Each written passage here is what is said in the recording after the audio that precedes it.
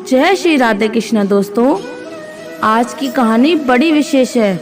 अक्सर मनुष्य कुत्ते का नाम लिया करता है। जब भी उसे किसी को अपमानित करना होता है तो वह कुत्ते के नाम पर गाली देता है। मेरा आपसे एक सवाल है, क्या इंसान ने कुत्ते को कभी इतना खिलाया पिलाया नहीं होगा जितना कि उनके नाम पर दूसरों को अपमानित किया करते हैं? अगर मनुष्य जितना उनका नाम लेकर गाली देते हैं, अगर उतनी ही रोटी हम उन्हें देंगे तो कभी भी कुत्ता भूखा नहीं रहेगा। दोस्तों, अपना कीमती समय देकर आज के इस ज्ञानवर्धक कहानी को जरूर सुनें। एक बहुत समय की बात है। एक कुत्ते ने बताए मनुष्य के 4 ऐसे काम जो बहुत ही गंदे हैं पर सच है। एक गांव से बाहर एक महात्मा का आश्रम था। वह महात्मा अपने शिष्यों के साथ रहते थे। महात्मा दूसरे गांव में भिक्षाटन के लिए जाया करते थे। एक दिन जब महात्मा भिक्षा लेकर वापस आश्रम में आ रहे थे तो उन्होंने रास्ते में किसी कुत्ते की रोने की आवाज सुनाई दी। महात्मा ने देखा कि एक पेड़ के नीचे एक कुत्ता रो रहा था। महात्मा को उस पर दया आ गई। महात्मा तपस्वी थे, वह पशुओं की भाषा समझ सकते थे। महात्मा उस कुत्ते के पास गए और कुत्ते से पूछा कि तुम क्यों रो रहे हो, तुम्हें क्या हुआ? जब कुत्ते ने महात्मा से कहा, हे गुरुदेव, क्या बताऊं, मेरी कहानी बहुत दुखदाई है। महात्मा ने कहा, मुझे बताओ तुम्हारा दुख, मैं तुम्हें इस कुत्ते की योनि से मुक्त कर दूंगा। मैं तुम्हें अपनी तपोशक्ति से इंसान का शरीर दे दूंगा, क्योंकि मनुष्य योनि ही सबसे श्रेष्ठ है, जिसे पाने के लिए देवता भी तरसते हैं। महात्मा की बात सुनकर उस कुत्ते ने कहा, गुरुदेव, आप चाहे मुझे किसी भी प्राणी का जन्म देगा, मगर मनुष्य रूप में कभी भी जन्म प्रदान मत करना। महात्मा ने कहा, आखिर तुम ऐसा क्यों कह रहे हो? कुत्ते ने कहा, हे गुरुदेव, मैंने मनुष्य को कुछ ऐसे घिनौने काम करते हुए देखा है जो बहुत ही गंदे हैं। महात्मा ने कहा, यदि ये सत्य है तो मैं भी जानना चाहता हूँ कि तुमने मनुष्य को ऐसे कौन से काम करते हुए देखा है जो बहुत ही गंदे हैं, जिसकी वजह से तुम्हें मनुष्य योनि से घृणा हो गई है। फिर उस कुत्ते ने कहा, हे गुरुदेव, यदि आप जानना ही चाहते हैं तो सुनिए। एक समय की बात है, एक पंडित जी काशी में विद्या अध्ययन के लिए गए थे। उन्होंने 11 वर्ष तक पढ़ाई की। जब उन्होंने सब कुछ पढ़ लिया तो पढ़ने के बाद वह वापस आने के लिए घर पर लौट आए और अपने पिताजी से कहा कि पिताजी, मैं सब कुछ पढ़कर आया हूँ, मुझे सब कुछ याद है। आप मुझे कोई भी प्रश्न पूछ लीजिए, मैं उसका उत्तर तुरंत दे दूंगा। पिताजी कहने लगे, ठीक है बेटा, सब कुछ तुम्हें याद है तो तुम मेरे एक छोटे से प्रश्न का उत्तर दे दो। पंडित जी ने कहा, ठीक है पिताजी, पूछिए। जो पिताजी ने पूछा, मुझे सिर्फ इतना बताओ कि पाप के बाप का नाम क्या है। फिर पंडित जी ने सोचा कि पाप का बाप, यह तो मैंने कहीं पढ़ा ही नहीं। तो किताबें मैंने पढ़ी थी, उनमें तो मैंने कहीं देखा ही नहीं। फिर पंडित जी रात भर किताबें पढ़ते रहे, परंतु पाप के बाप का नाम उन्हें नहीं मिला। फिर सुबह पंडित जी के पिताजी कहने लगे कि जब तुम्हें पाप के बाप का नाम नहीं मालूम है तो तुमने क्या खाक पढ़ाई की है? तुमने अपने पिताजी की बात सुनकर पंडित जी ने कहा, आखिर मैं ब्राह्मण का बेटा हूँ, आप चिंता ना करें, मैं पाप के बाप का नाम ढूंढ कर ही वापस आऊंगा, चाहे मुझे 11 वर्ष और क्यों न बीत जाए।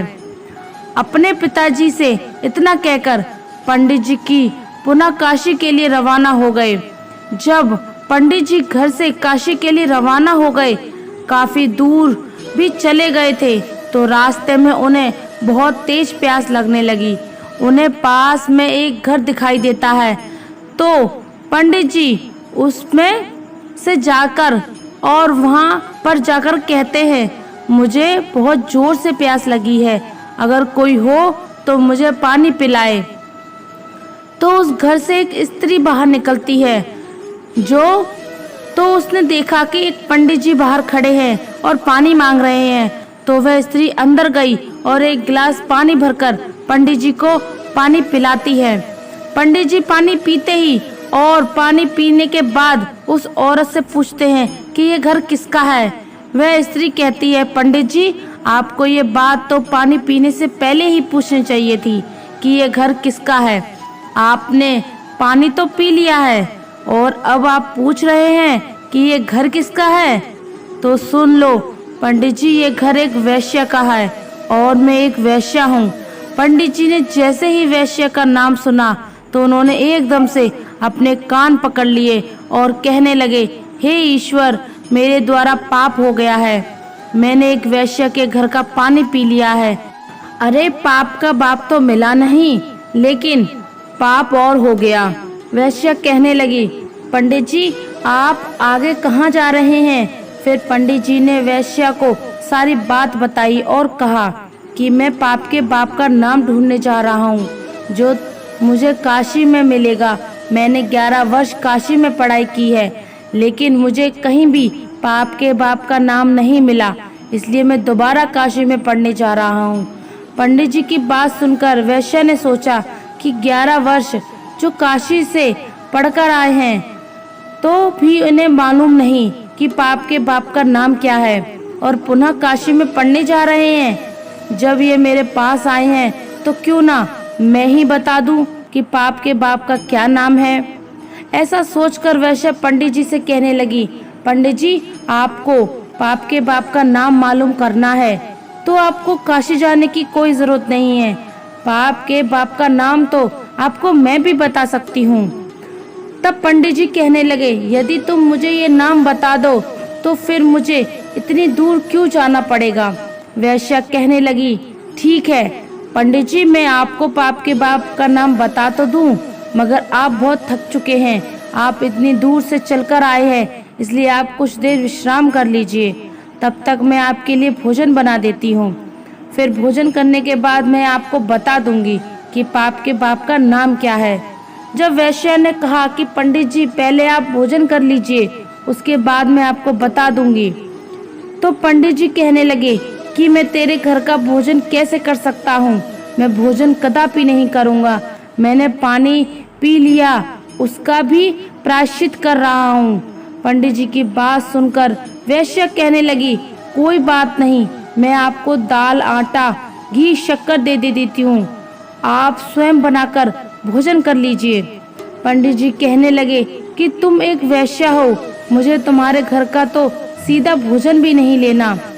पंडित जी की बात सुनकर वैश्या कहने लगी, अगर पंडित जी आप मेरे हाथों से सीधा ले लेंगे तो मैं आपको 5 सोने के मोहरे दूंगी। फिर पंडित जी सोचने लगे कि पाप के बाप का नाम तो पता नहीं कहाँ मिलेगा, ये मोहरे भी हाथ से चली जाएंगी।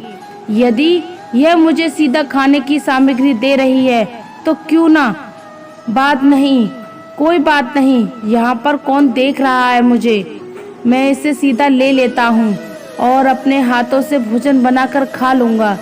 पंडित जी को इतनी देर तो सीधा भोजन लेने में तकलीफ हो रही थी, मगर 5 सोने के मोहरे के लोभ में आकर पंडित जी की सारी तकलीफ खत्म हो गई और उन्होंने वैश्य के हाथ से सीधा खाने की सामग्री ले ली। पंडित जी आटा, घी, शक्कर लेने के बाद वे अपने हाथों से भोजन बनाने लगे।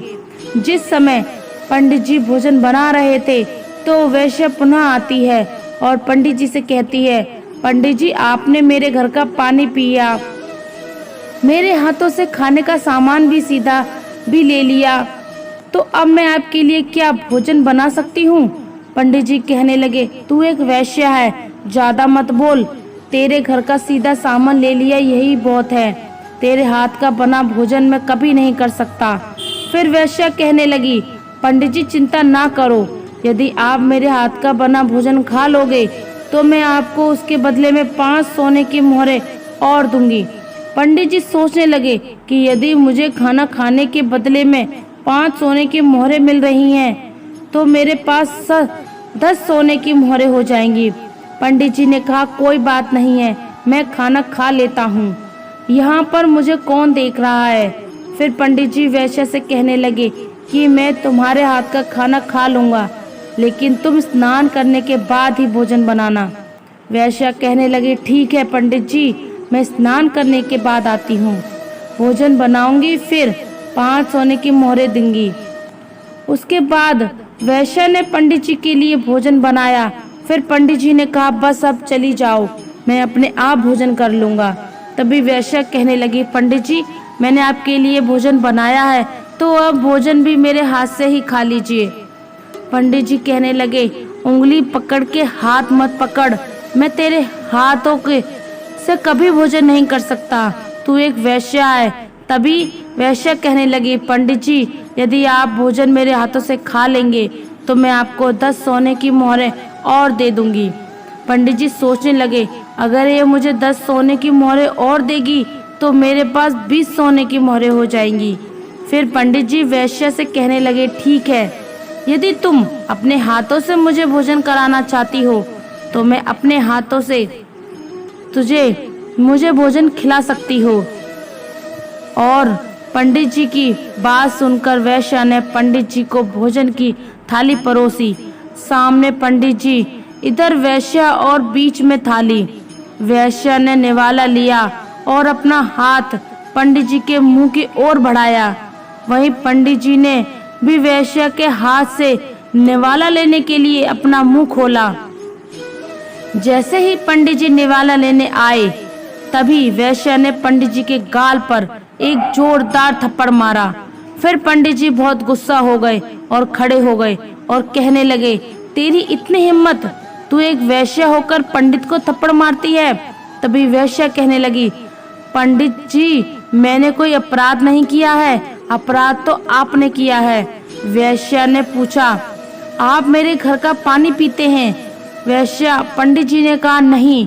वेश्या ने कहा, आप मेरे घर का सीधा खाने का सामान लेते हैं, आप मेरे हाथ से बना भोजन करते हैं और आप मेरे हाथों से भोजन भी करते हैं। जब आप एक वेश्या के यहाँ का कोई काम नहीं कर सकते तो फिर आप ये सब करने के लिए तैयार क्यों हुए? पंडित जी कहने लगे, तेरे प्रेम के कारण। तो वेश्या कहने लगी, प्रेम के कारण नहीं, यूं कहिए लोभ के कारण। आपको 20 सोने की मोहरें दिखाई दे रही थी, इसलिए आप मेरे घर का खाना खाने को तैयार हुए, मेरे हाथों से खाने को भी तैयार हुए। वेश्या की बात सुनकर पंडित जी की आंखें खुल गईं और वेश्या के चरणों में गिरकर पंडित जी कहने लगे, आप कोई वेश्या नहीं हैं, आप मेरी गुरु हैं, क्योंकि 11 वर्ष तक काशी में पढ़ने के बाद भी आज तक नहीं जान सका कि पाप का बाप कौन होता है, और आपने मुझे 1 मिनट में बता दिया कि पाप का बाप कौन है। अब मैं समझ गया कि पाप का बाप लोभ होता है और मनुष्य को कभी भी लोभ नहीं करना चाहिए। वेश्या कहने लगी, पंडित जी, लोभ के कारण इंसान कितना नीचे गिर सकता है, और सब आपने ठीक से समझ लिया।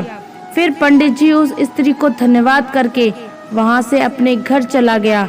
फिर कुत्ता कहता है, गुरुदेव, इसलिए मुझे मनुष्य जाति से घृणा है, क्योंकि मनुष्य लोभ में आकर कितना भी बड़ा नीच काम कर सकता है। हे गुरुदेव, अब मैं आपको बताता हूँ कि मनुष्य भरोसे के काबिल भी नहीं होता है, वे अपने स्वार्थ के लिए अपनों का ही खून कर देता है। फिर गुरुदेव कहने लगे, वे कैसे? तो कुत्ता कहता है, हे गुरुदेव, मैं बताता हूँ। एक बार की बात है, एक शहर में बहुत ही धनवान सेठ रहता था। उसके पास मेरे जैसे ही एक वफादार पालतू कुत्ता था।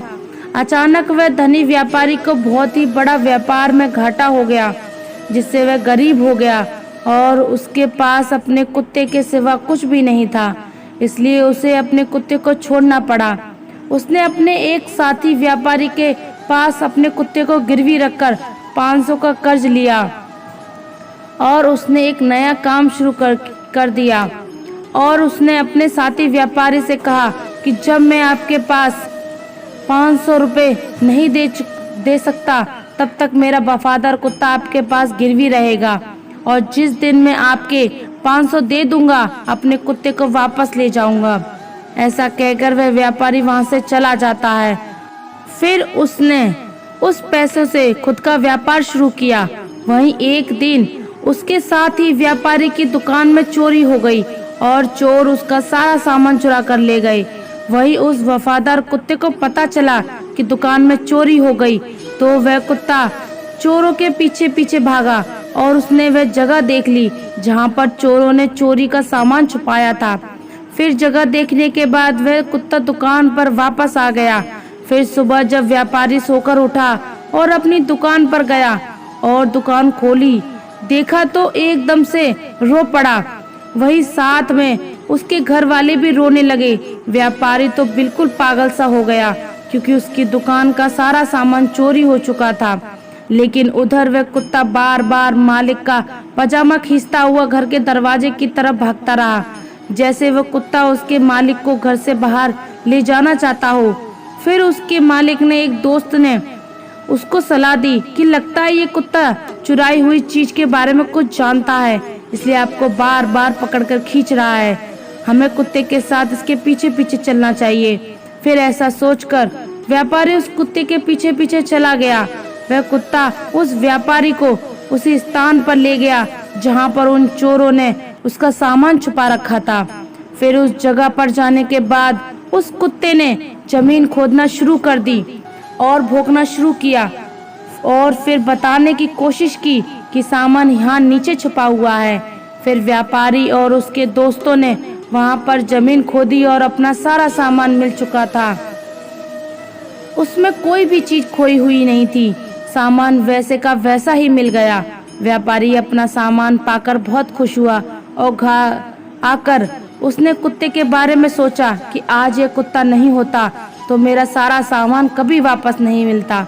वह सेठ एक कागज में कुछ लिखकर उस कुत्ते के कान में वह कागज लपेट देता है और उसके पुराने मालिक के पास जाने के लिए कहता है और इनाम के तौर पर एक और कुत्ते को साथ भेजता है। वह कुत्ता भी बहुत खुश हुआ कि आज मैं अपने मालिक के पास जाऊंगा। जब मेरे मालिक मेरी वफादारी की चर्चा सुनेंगे तो एकदम से खुशी से नाच उठेंगे। वहीं व्यापारी ने जब अपने कुत्ते को वापस आते देखा तो उसने सोचा, लगता है मेरा दोस्त अपना पैसा वापस मांग रहा है, इसलिए उसने मेरे कुत्ते को मेरे पास भेजा है। मेरे पास अभी भी पैसे नहीं हैं। अभी तो मैं अपने नुकसान की भरपाई भी नहीं कर पाया हूँ। कैसे मैं अपना कर्ज चुकाऊंगा? अभी तो मैं अपने नुकसान की भरपाई भी नहीं कर पाया। कैसे चुकाऊंगा अपना कर्ज? इसलिए मैं ऐसा करता हूँ कि मेरे घर का पता केवल इस कुत्ते को ही पता है। यदि मैं इस कुत्ते को ही मार दूंगा तो फिर वह व्यापारी मेरे घर तक अपना कर्ज लेने के लिए कभी भी नहीं पहुंचेगा। ऐसा सोचकर वह व्यापारी अपने वफादार कुत्ते की तरफ तलवार लेकर दौड़ता है और कुत्ते की गर्दन को काट देता है, जिससे वह कुत्ता वही मर जाता है। कुत्ते के मर जाने के बाद कुत्ते के कान में से एक कागज नीचे गिरता है। उस कागज को हाथ में लिया और उस कागज में पढ़ा तो उस व्यापारी को बहुत बहुत दुख हुआ। दूसरे व्यापारी ने उस कागज में लिखा था कि उसका कुत्ता बहुत वफादार है और कुत्ते की वफादारी की वजह से वो अपने कर्ज तुमने जो लिया था मैं उसको माफ करता हूँ, क्योंकि तुम्हारे कुत्ते की वफादारी की वजह से ही मेरी दुकान का चोरी हुआ माल सारा सामान मुझे वापस मिल गया। इसलिए मैं आज तुम्हारे वफादार कुत्ते को अपने यहाँ से आज़ाद करता हूँ। यह पढ़ने के बाद वह व्यापारी वहीं पर फूट फूट कर रोने लगता है। कुत्ता कहता है, हे गुरुदेव, मैं इसलिए मनुष्य जाति से घृणा करता हूँ कि मनुष्य अपने स्वार्थ के लिए किसी भी हद तक गिर सकता है। वह अपने स्वार्थ में आकर अपनों का ही खून कर देता है। कुत्ता फिर आगे कहता है, हे गुरुदेव, मैंने जो भी घटनाएं और देखी हैं मैं उनको संक्षेप में आपको बताता हूँ। हे गुरुदेव, मनुष्य विश्वासघाती होता है, लालची होता है, स्वार्थी होता है, चरित्रहीन होता है, जो अपनी स्त्री होते हुए भी पराई स्त्री के चक्कर में फंस जाता है, अतिथि का आदर करने वाला होता है, स्त्री का अपमान करने वाला होता है, निर्दोष को दोष लगाने वाला होता है। अतः मैं कह सकता हूँ कि मनुष्य वे सारे नीच कर्म करता है जो नरक के द्वार खोलते हैं। फिर महात्मा कहते हैं, तुम ठीक कहते हो, परंतु सभी मनुष्य एक जैसे नहीं होते हैं। अब मैं तुम्हें एक छोटी सी कहानी सुनाता हूँ। महात्मा कहते हैं, बहुत समय पहले की बात है, किसी राज्य में एक ऐसे राजा का राज्य था जिनकी वीरता और बुद्धिमानी की कहानियां दूर दूर तक फैली हुई थी। उस राजा का नाम राजा विक्रमादित्य था। उनकी प्रजा उनसे अत्यंत प्रेम करती थी। राजा विक्रमादित्य का केवल दयालु और न प्रिय थे बल्कि साहसी और बुद्धिमान भी थे।